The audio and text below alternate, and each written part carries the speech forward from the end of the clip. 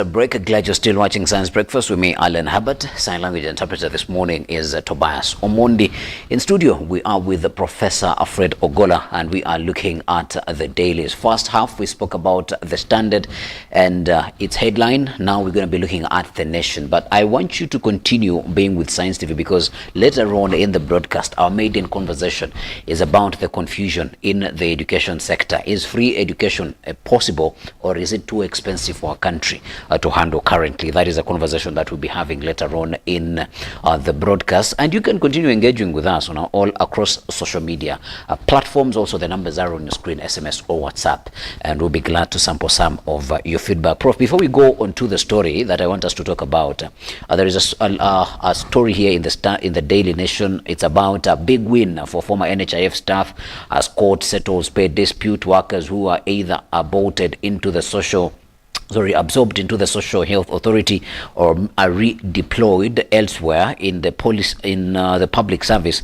will retain their last drawn salaries. They weren't very clear of how that was going to happen, so I think the courts have mentioned themselves on that. Also, the Daily Nation are talking about that story of the activist who was captured and tortured by his captors. We had an extensive conversation about that in the first half, so you can go onto social media and check that out.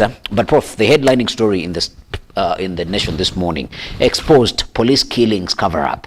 They are saying court proceedings on police killings during recent protests are exposing attempts to conceal incriminating evidence in a pattern that has played out in past trials. Now, a judge once rebuked the blue code of silence, referring to a conspiracy within the police service to shield rogue colleagues. That is a story that you'll find on pages 4 and 5 of the Daily Nation. And this was also very evident in the hearing of Rex Masai, where the police was being asked questions, was saying, I wasn't there. He basically stayed true to the Shaggy song. It wasn't me. It was but the evidence was clearly showing to him. If this is the situation, Prof, then how do we find justice for the victims? You see, first of all, Alan, there is something to think about. First of all, the psychology of these things, whereby the court says you can remain silent, or you can say something, or you can bring a witness, or you can, that thing of saying silent. No. I think that there is what is called the right to information. When you say silent, you can choose to stay silent, means actually you choose not to give information that people have a right to be given. I think there's a lot of contradiction also in the legal corridors that needs to be clarified. And if you can imagine, even the prosecution process should also be changed in Kenya. Can you imagine, for example, Alan, if you are driving, then the policeman arrests you, accuse you of making a traffic offense, isn't it? Then what's happening is that, first of all, if you deny, they tell you take a cash bail and go to court. Now, when you go to court, who are the witnesses? The police officers. And then who is the prosecutor? You see, then you realize in the end that actually you can't get justice in this kind of structure. And this is what people go through. So there's a lot of cover-ups that goes on into these corridors. Also look whereby they even show what they call almost something that looks like a birthmark. They zoom the camera and show this policeman who was shooting Rex Masai, and even show something like a birthmark. Like my son has a birthmark here, it's black. He has had it since he was born. As a young boy, I saw him with some small dot here, and it's still there. And then someone zooms, and this is a very unique place. It's a unique birthmark. Everybody has a birthmark. It does not. We don't know where yours is. Mine, I won't tell you. But if my mother was to come to identify me anywhere, they will say, this is my child. They'll say, this is my child. So how can someone deny something with such precision and detail? They show you where you came from before, how you came to the streets, how you walked, how you carried the gun, how you pulled the trigger, and the same thing is consistent. I think that what is happening in Kenya is that the issue of not giving people justice is because of the justice system. And I remember when this question came to Maraga last time, I'm sure you saw it also. He was asked, first of all, there's what's called missing files, disappearing of files, isn't it? So if the people being accused is the state, who is keeping the registry is the state. do you know where your file for any criminal record is? Is with them. So if you have any problem with it, it's the same challenge you face. Like when I was coming here, there's a guy who was calling me, telling me that he bought a car from the NIS Yes. in an auction. Yes.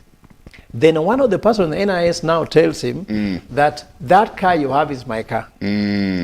And he has no record of the car details was with NIS. Yes. Now the person keeping the record is the person who is your enemy. It can't really come well. And then also, you know, the policemen tend to defend themselves as well. Like you see, for example, when the first thing happened in Ojuang, someone says he hit his head against the wall. Then someone came and said, no, I was giving this statement. I think the true statement is this one. You understand? So you see how the contradictions were. Yeah.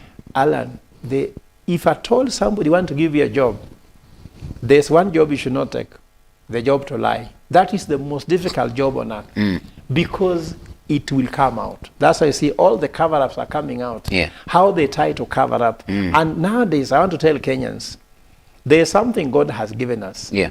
This thing. Alan, do you know that there's 138% phone penetration? Meaning that out of the 56 million Kenyans, there are 77 million phones.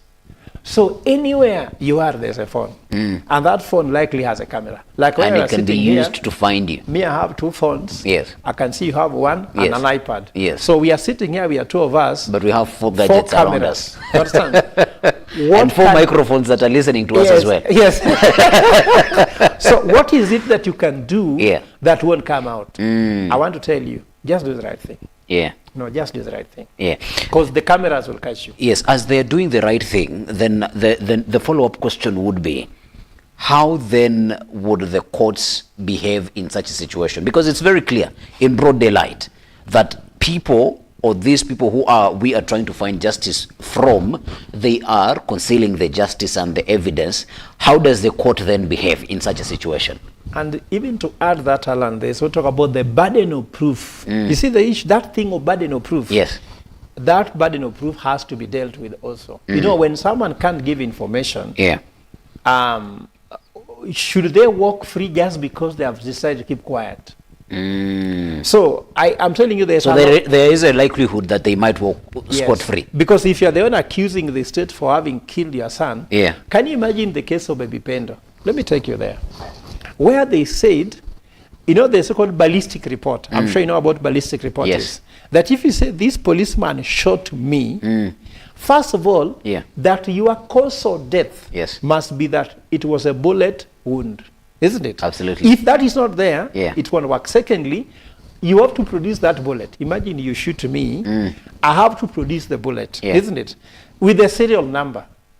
Then you have to prove that that bullet came from the gun of that policeman. You understand? And when we can see in this case, even people did not leave with tags with the guns that they left with. Yes, and then secondly, it must have come from which police station.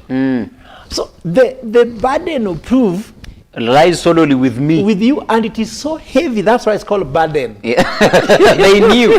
You might not confirm this. So I'm sure there must be something like, if you decide to keep quiet, what's the implication?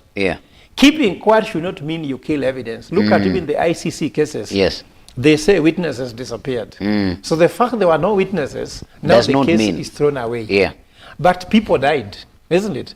Now, is there any evidence to show people didn't die? There's no evidence. There is no evidence. But people died. So people just died.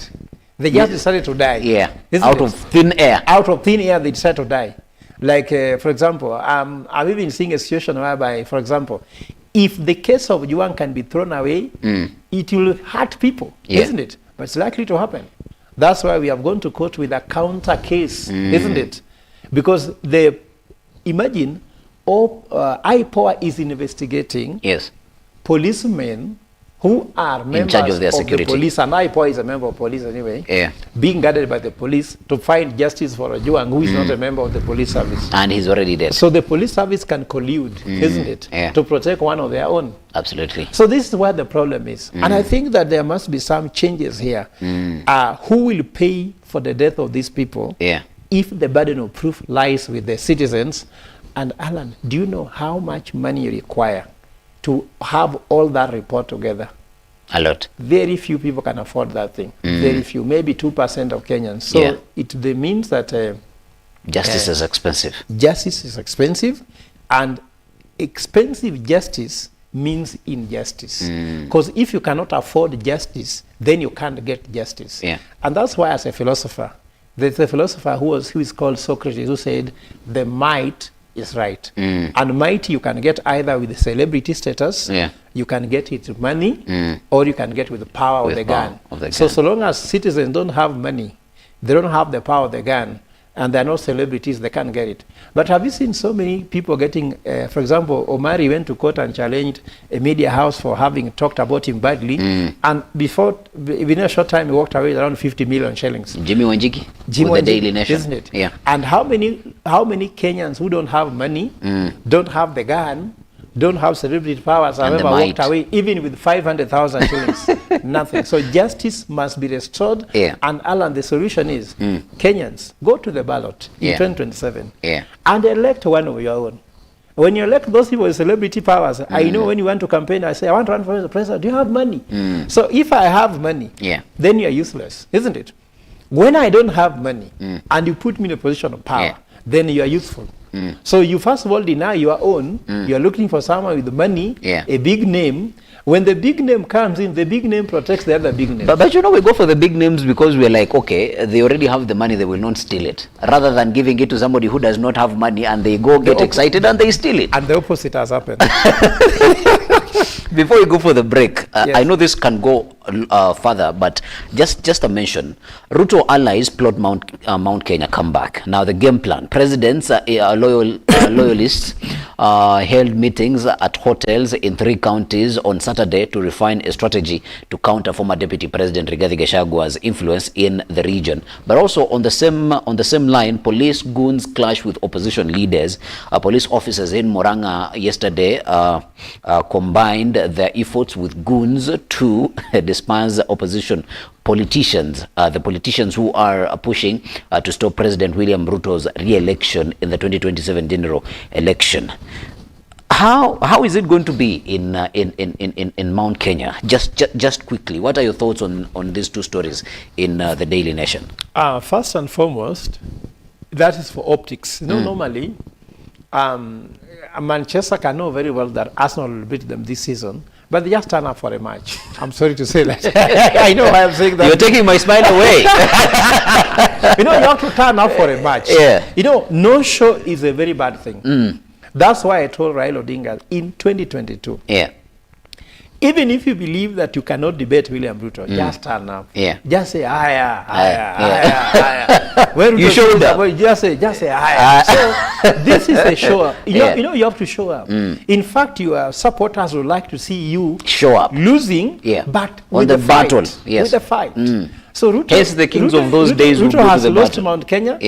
He's losing Mount Kenya, but he is not losing without a fight. Let him fight. So that's okay. That's how I can summarize. It's with some fight. Secondly, it's very unfortunate, you know, Senator Nyuto is my friend. From Murang'a. I saw what happened to the people there. It was bloody. It didn't look good. And that's why, Alan, with a lot of respect, I'm saying we need to have a transition government before the 2027 election. Do you know why? If now people are being beaten like that, and we are still 25 months away from the election, the night before the election, what will happen? So I'm telling Kenyans, and mark my words, in Luo we believe in Juogi, in spirits. The spirit tells me, if we don't have a transition government to cool off the 2 sides, because we are going to an election and someone says 1 term, someone says half term, then someone says cool bill and break. 2 term. So 2 term, no term, new term, 1 term. Those rallying calls are not good at all. We need to cool them off. Then we go to an election with an arbiter, for example. With this one, they'll try to steal the election as well, isn't it? It might end up bloody. We wanted a transitional government to easen things up and also to initiate some reforms required for the next election. So I would like to suggest that that's the case. Then secondly, and actually lastly, I think the whole idea of dividing the country into Mount Kenya, I don't know, Coast Province, I don't know, Luo Land. This is archaic politics. There are people in Mount Kenya who are Luos, isn't it? Yeah. So you can go to Mount Kenya, think you are targeting Kikuyus, but you are knowing the Luos there. And when you go to Luo Land now, they have already been annoyed from Kikuyu, they cannot support you. Yes. Why don't we approach Kenyans with ideas, with let's say, ideologically? What do Kenya wants? The Kenyan problem is not tribal kingpinship and tribal, let's say, profiling. Yes. It's economic. A shilling for Kenya is a shilling for everyone. And I saw another lady from Mount Kenya who made a statement on Twitter that I liked. He told Gachagua that we like you, but we do not like you to be divisive. Approach 56 million Kenyans. Yeah. Don't approach Mount Kenya. Stop campaigning in your mother tongue. You are talking to Kenyans. Though Gachagua is in opposition where I am, I would say the same things, isn't it? I also want to tell William Ruto, you said Gachagua was tribal, removed him from your government. Yes. Don't use the same approach. Just do your stuff. And I can tell William Ruto, if you fix education, healthcare, you fix the economy, the tea, the factories, the coffee, the cooperatives in Mount Kenya, you will not even have to go there. They'll fall for you. But if you try to use these things of getting MPs meet in hotels, how does the meeting of hotels help a tea farmer? Help a tea farmer. Help the people who are trying to get their dairy products into the market. Yeah. If you go to Mukurweini, isn't it? You go to Githunguri, isn't it? Dairy farmers. Yes. They want their milk to go into the ecosystem. They get their money at the end of the day. Do that. You'd have gone into the heart of Mount Kenya. You don't have to use these tactics of people meeting in a hotel. For me, I don't care about how much you meet in a hotel. I care more about the result. The results. Yeah.